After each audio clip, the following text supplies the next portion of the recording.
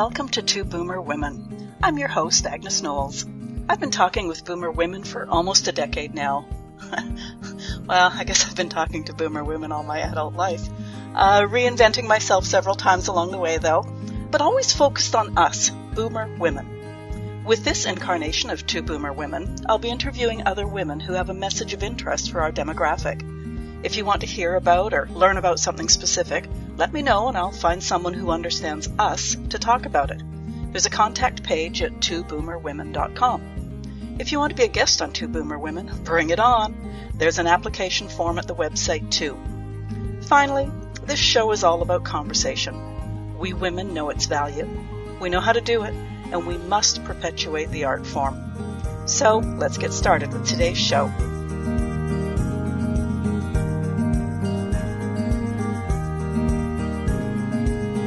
Hello, podcast listeners. Agnes here. Before we get started on this week's episode, I need to put a short message in. 2 weeks ago, I chatted with DurgaMata Chaudhry. What an interesting woman. I invited her back for a second episode, which I'll present shortly. But as with our chat 2 weeks ago, the time flew. And as her story and stories were so interesting, I just kept on going. The result was a conversation way too long for a podcast episode. So I've divided it into 2 episodes. This week you'll listen to DurgaMata's stories about her music making with pipe and tabor, her discovery of and passion for silk painting, and then she shares information about forest bathing and why it is so therapeutic. Next week, DurgaMata talks us through her 7 steps to happiness, and oh my goodness, just listening to her describe it reduced my stress, so be sure to come back next week. She also had an exercise for me, and I hope you'll join in next week and help us describe the qualities and skills of a happy person. It was a great exercise for me, so I'm hoping you'll participate. Okay, here we go. Welcome to the Two Boomer Women podcast. I'm your host, Agnes Knowles. 2 weeks ago, I had such an interesting guest on that our time together flew by. And we had to wrap before we had an opportunity to hear about several aspects of her life/business that I was really curious about. So today, I am thrilled to welcome back DurgaMata Chaudhry, a.k.a. DurgaMata of London. Hello again. Hello, Agnes. It's very nice to be here. Thank you for inviting me again. Yeah, no, I'm thrilled about this, and I'm excited about this episode. Now, after we wrapped 2 weeks ago, I mentioned there were 3 things I wanted to talk to you about this week. Now, while I do encourage our listeners to catch our first episode, as your story is so interesting, and I know you asked me to do some homework for an interactive exercise today, but I want to start where we left off. You played us out with your pipe last time, and I apologize.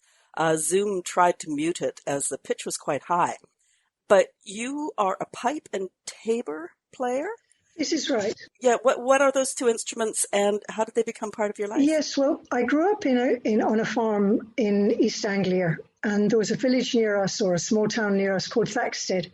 And every year they had a Morris dancing ring, and it was one of the biggest rings in the country. So we always used to go there with our parents, and very often we'd have visiting Morris dancers staying at our house. And Morris was very much part of our lives. My older sister went on to play the pipe and tabor for a Morris group. And the pipe it's like a tin whistle, but it's only got 3 holes.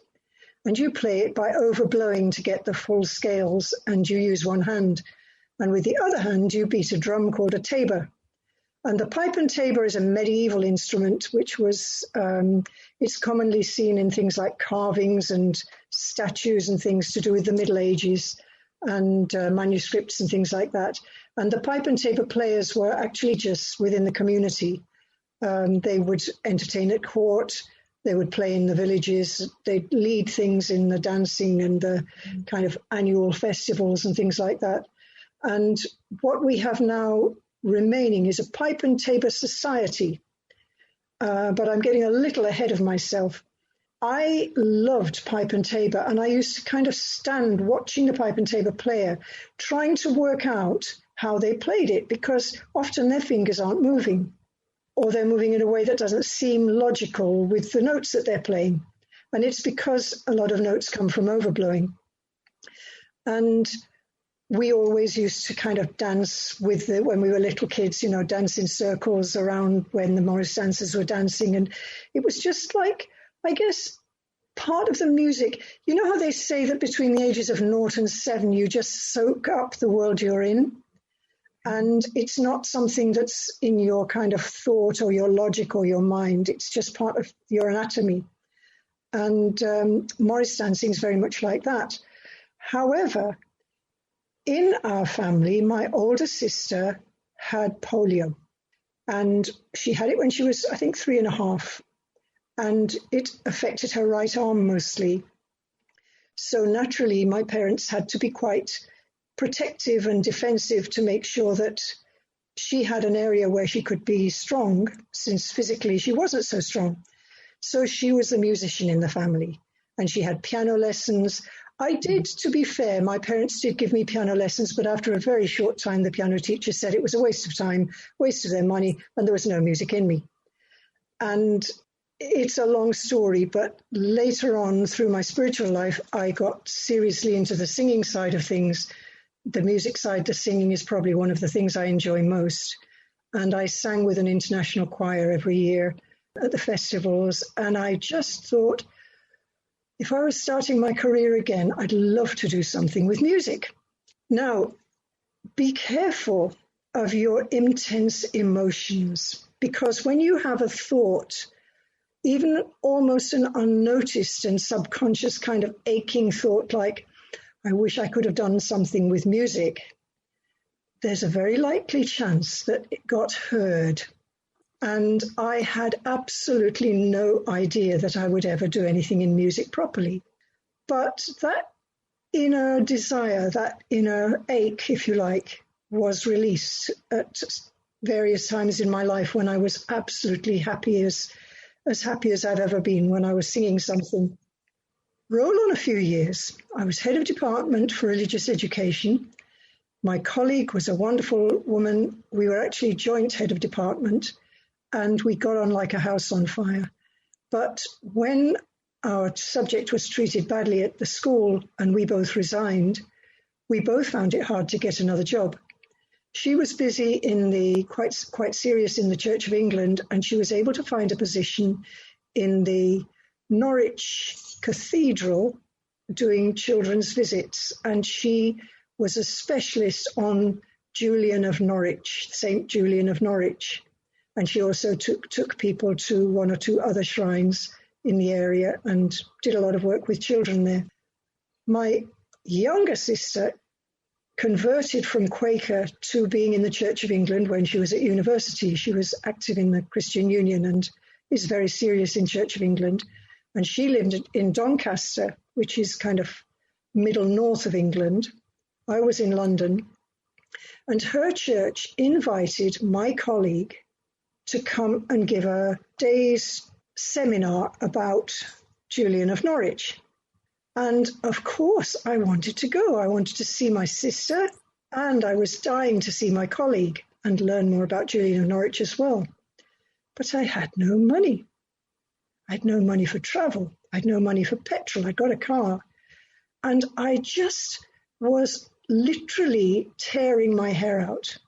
I was thinking, how can I get the money I need to get up to Doncaster on Saturday? And as I was thinking like that, I looked up and I happened to see a 3-hole pipe, which my sister at some time over the past years must have given me. And it was on a shelf like an ornament. And I thought, well, I could try and play something. Now, when I was at university, we were a single parent. I was a single parent and we didn't have much money. And I used to sing in the underground. But I'd forgotten all the songs and I wasn't in the mood for singing. But I did think, well, I could try the whistle. I could try the 3-hole pipe. So I gathered all my courage together and I got the train down to Waterloo Station and I found an empty busking spot and I put a little plate on the floor and I looked down at my feet and I tried making a noise with this pipe. and it wasn't very good, and I wasn't able to even meet anybody's gaze. I was so shy and so embarrassed. But by the end of the week, I had learned English country gardens, and people found it hilarious to see a grey-haired old lady not playing the pipe properly. And it made a lot of people laugh and smile. And by the end of the week, not only had I learned English country gardens, but I found I loved it. I just found so much joy. And I got my head up. And I didn't mind if I was making mistakes. And I started to learn one or two other songs. And since that time, every weekend or nearly every weekend, when I haven't got other things on, I've gone at least one day and played. My favourite spot is outside Embankment.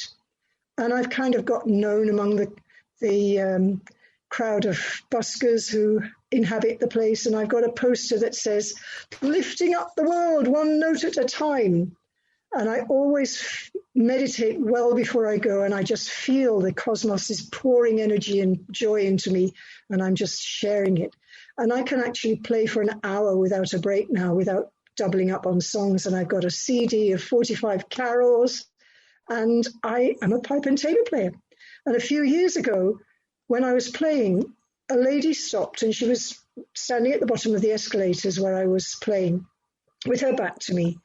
And I thought she must be checking off her shopping list because she was clearly writing something. And then as I paused between songs, she came over and said, "My husband is the chairman of the Pipe and Tabor Society. Please give him a ring." And I'm now a member of the Pipe and Tabor Society, and I go on tour with them, and we play in the street, and we played at York. Every 5 years, York has a medieval mystery plays weekend. And they have the traditional carts, which have a group of actors acting out a particular stage from the Bible. And then they all move round, and the next cart goes to that spot. But we're divided up and connected with one of the carts, and we play ahead of them in the street. And it's phenomenal. And I've played in churches, and I've got my CD out just before the CDs became defunct. And it just is a very important part of my life. And one thing that I do still, even though there's the lockdown, I can't do busking, but I phone care homes and say, "Would you like me to come and play outside your care home?" And you have the elderly people that can't go out because of COVID, just waving and smiling and jumping up and down. And one or two of them come walking by with a carer. And it just is joy. For me, it's the most joyful instrument. It wasn't designed for anything else except to make people dance. And I brag now, I go to New York for pilgrimages every year to do with my spiritual teacher's birthday. We have a festival. And I go into Manhattan, and I play outside Penn Station. And I fund my time while I'm there for my pocket money with my busking. So I've even had New York cops dance past. Now that is pretty special. 2 New York cops linked arms and danced past. Oh dear. You know, the more I get to know you and the more I hear your story, it's just like you've got such a interesting path to all of the pieces of your life. It just blows me away. As I said last time, when you write your memoir, I'm buying the first copy. Yeah, I think what makes me able to do things is because of my meditation, I live in the heart. I don't have the kind of mind that looks around cautiously to see what people are going to think. It's just like, hey, I'm here. I was saying to my daughter in India, I was saying she's under a lot of stress because of COVID in India at the moment. And recently we always message in the morning on WhatsApp, and she said, "I'm not well, nothing physical, but I'm just having a bad day." So I messaged back and said, "Well, things change. So if you're having a bad day today, it won't be bad tomorrow." And she said, "What about a bad life?"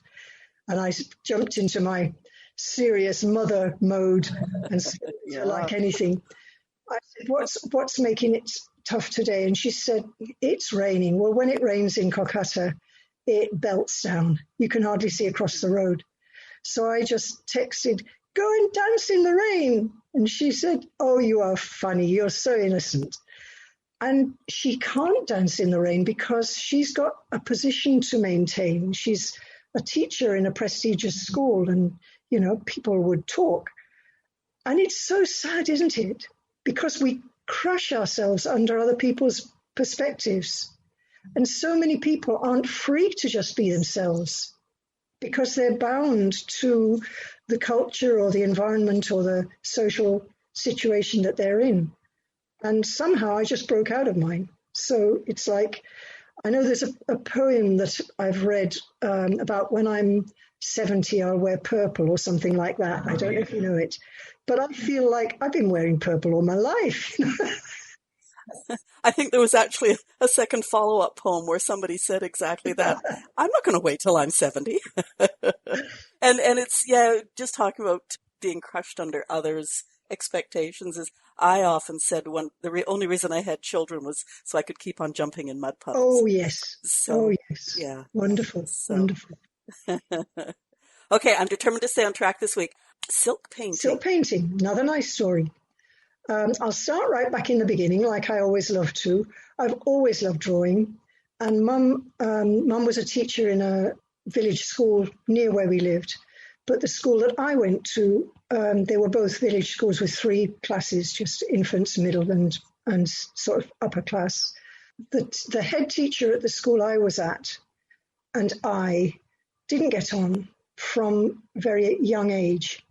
And I think possibly the sort of behavior that I always heard from my mum as a joke when she was telling things around the family is the kind of way it started, because we'd been drawing and my mum had gone to see the head teacher for some reason and they were talking and I kept pulling mum's arm and saying, come and see my pictures on the wall, my pictures on the wall.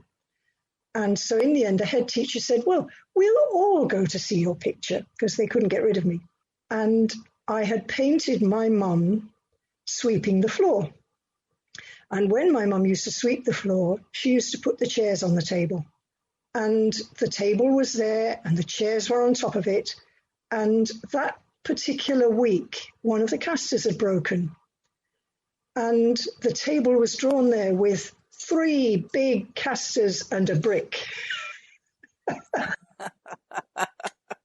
So my mum was not amused, and I think the head teacher realised I was a bit of a pain right from that stage. But I'm quite dyslexic. I've never been diagnosed, but I'm pretty sure I'm pretty dyslexic. And one of the things that I used to have to spend my break times and my play times in school because I couldn't copy off the board accurately. And I was always being kept in at break time to copy off the board correctly. And I remember in top class being sent to the infants to ask them how to spell the word dog because I'd given it 2 G's. And I do double and reverse both numbers and letters quite freely. The only way I got a degree was spell check. But one thing I always did well in was art. And my exam results at the end of O-levels, which is our first when we're 16, we used to take O-levels, they do GCSE now. But that was the only subject I got a 1 in, a top mark in. And I asked my art teacher that I want to do art for A-level. But I was already wanting to do sciences, so I had quite a heavy A-level load, and they said, no, you can't do 4 A-levels, is just too much, particularly because I wasn't particularly academic. So I said, well, can I do it in a year? Because I'd really like to. And the art teacher said, no, if you're capable of doing art A-level, you should do it in 2 years and get a good mark.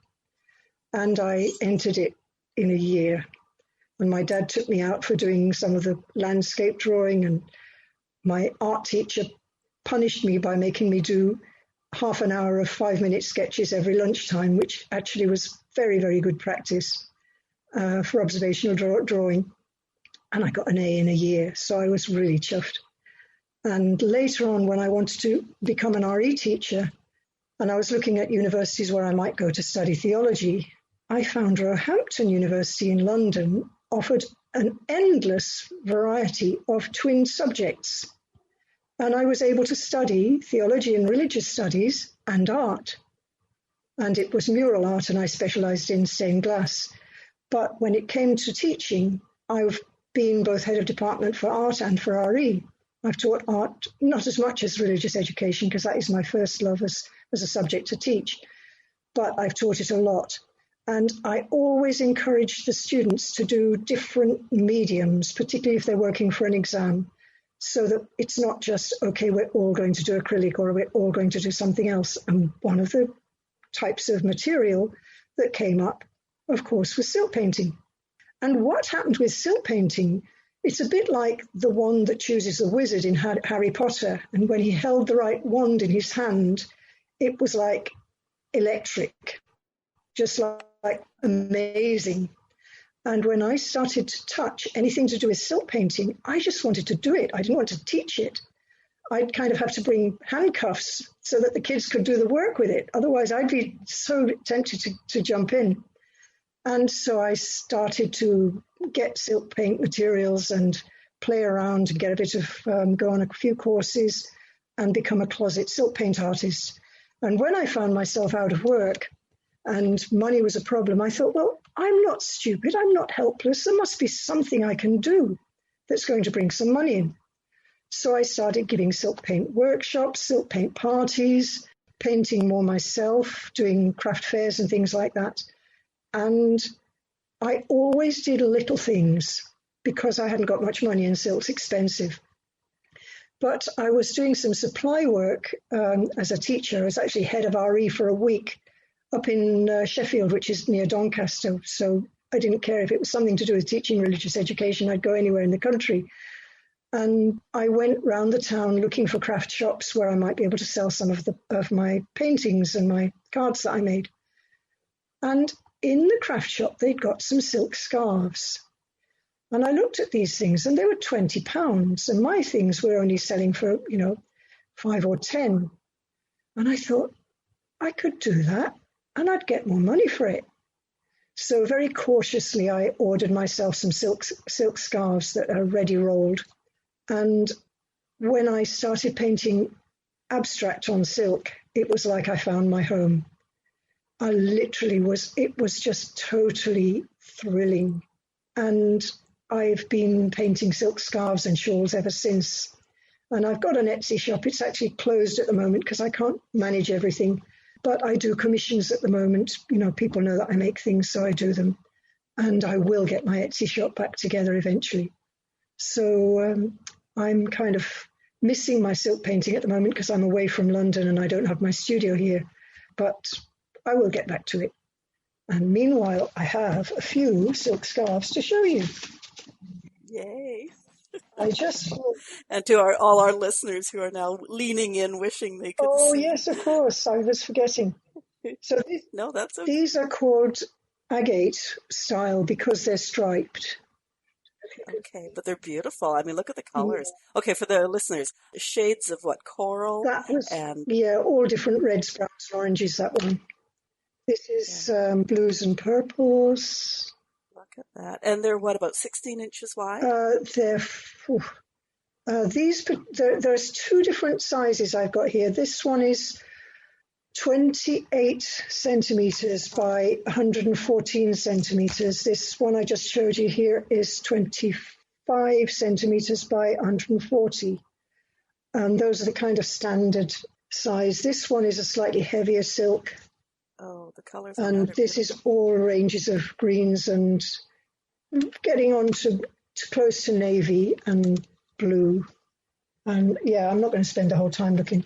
This is one that I call earth colors with the, it's almost like camouflage, green, gold, blue, green, gold and brown and orange in those.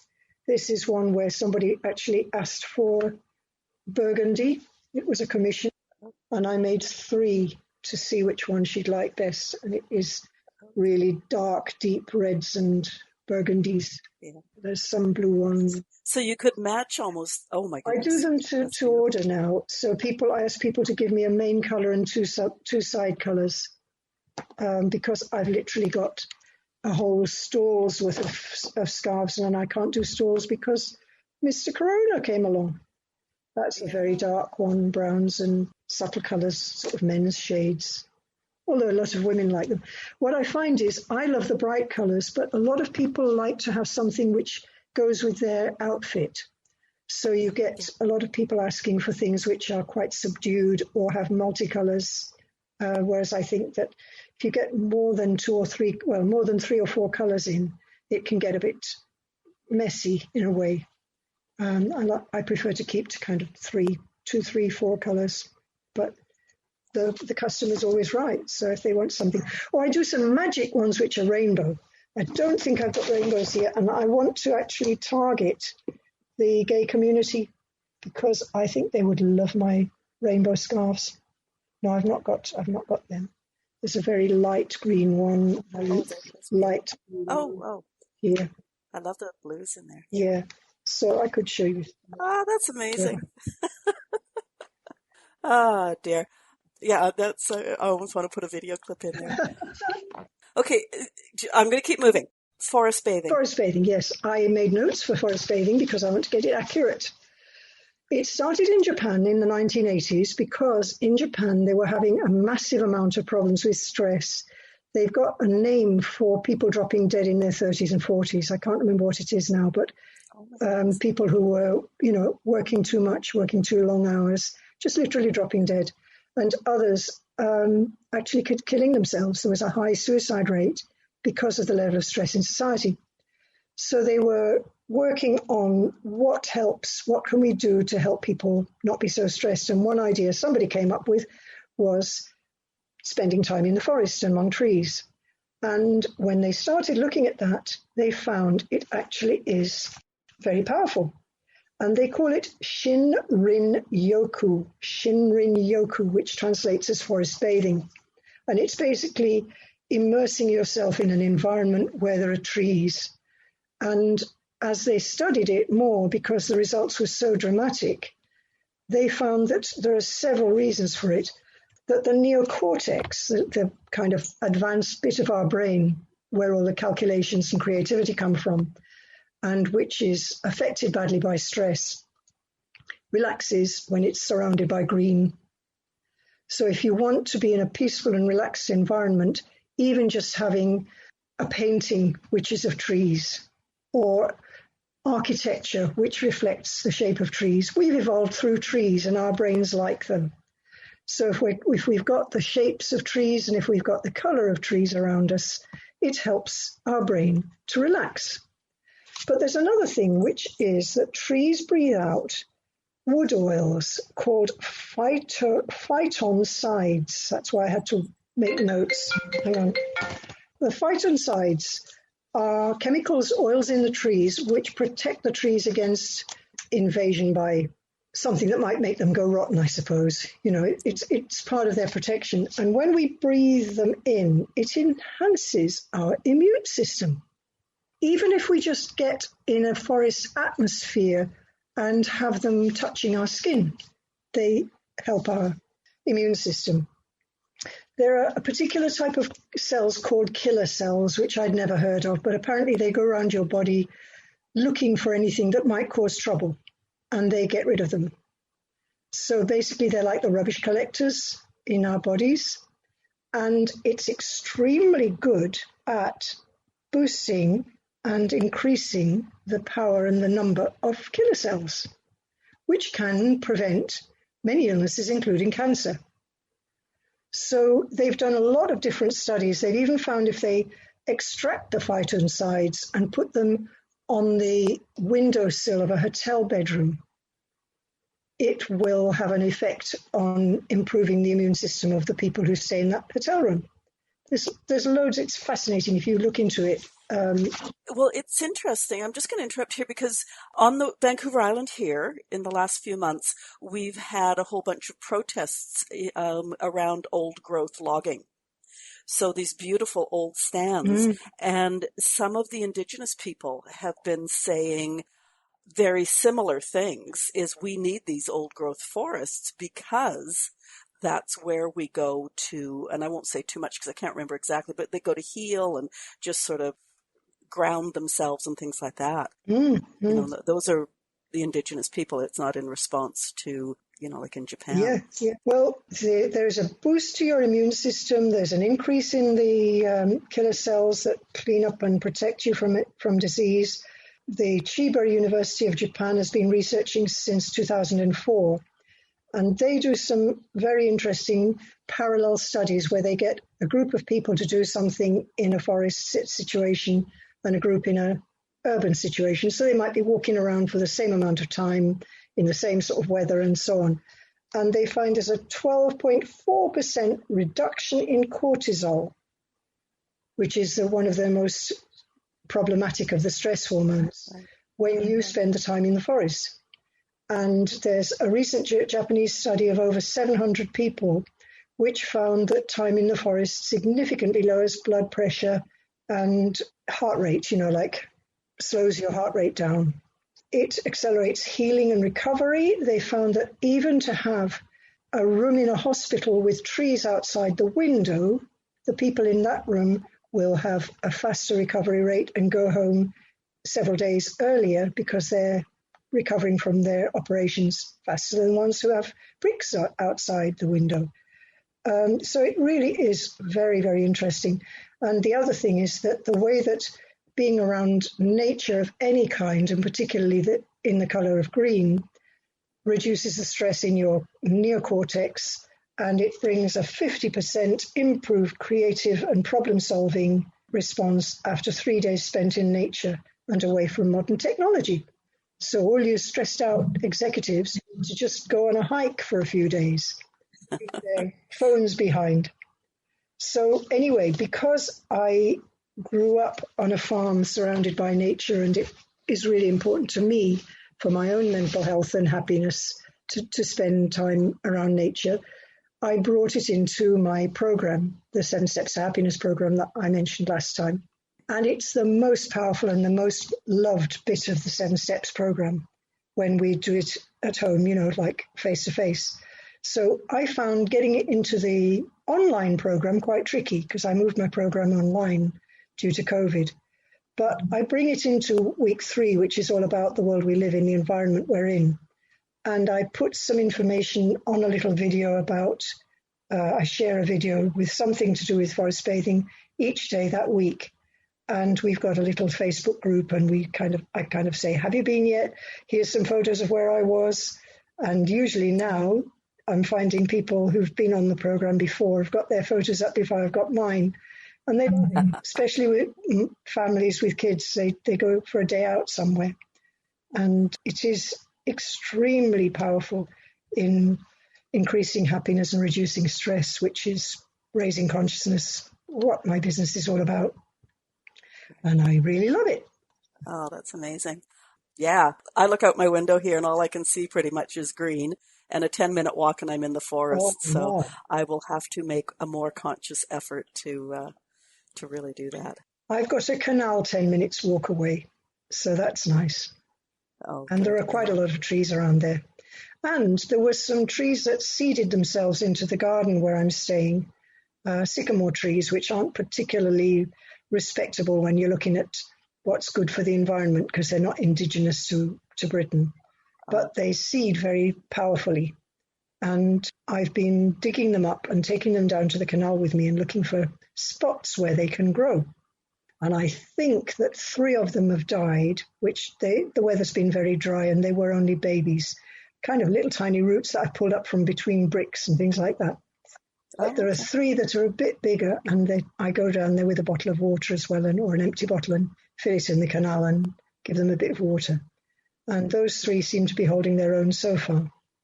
So, yeah, we've all got to plant lots of trees. So, oh, exactly. the world needs more trees.